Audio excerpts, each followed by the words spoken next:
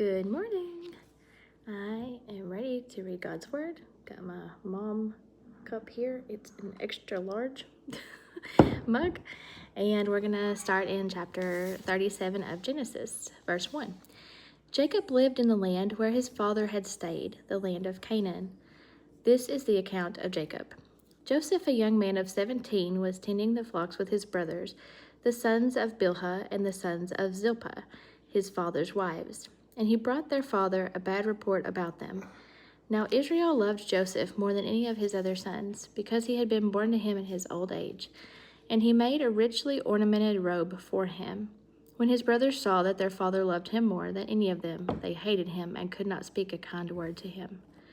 Joseph had a dream, and when he told it to his brothers, they hated him all the more.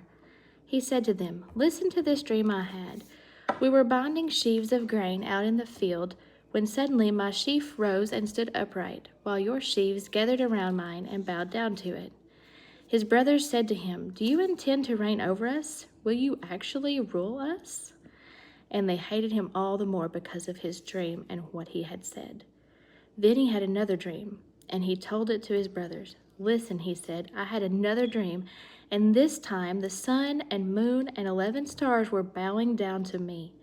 When he told his father as well as his brothers, his father rebuked him and said, "What is this dream you had? Will your mother and I and your brothers actually come and bow down to the ground before you?" His brothers were jealous of him, but his father kept the matter in mind. Now his brothers had gone to graze their father's flocks near Shechem, and Israel said to Joseph, "As you know, your brothers are grazing the flocks near Shechem. Come, I am going to send you to them."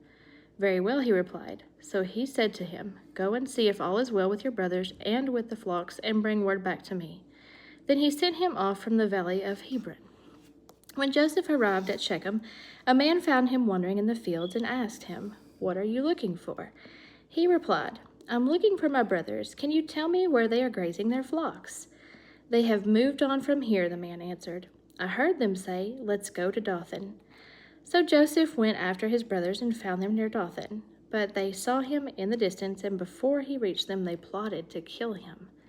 "Here comes that dreamer," they said to each other. "Come now, let's kill him and throw him into one of these cisterns and say that a ferocious animal devoured him. Then we'll see what comes of his dreams."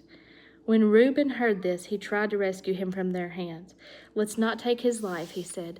"Don't shed any blood. Throw him into this cistern here in the desert, but don't lay a hand on him."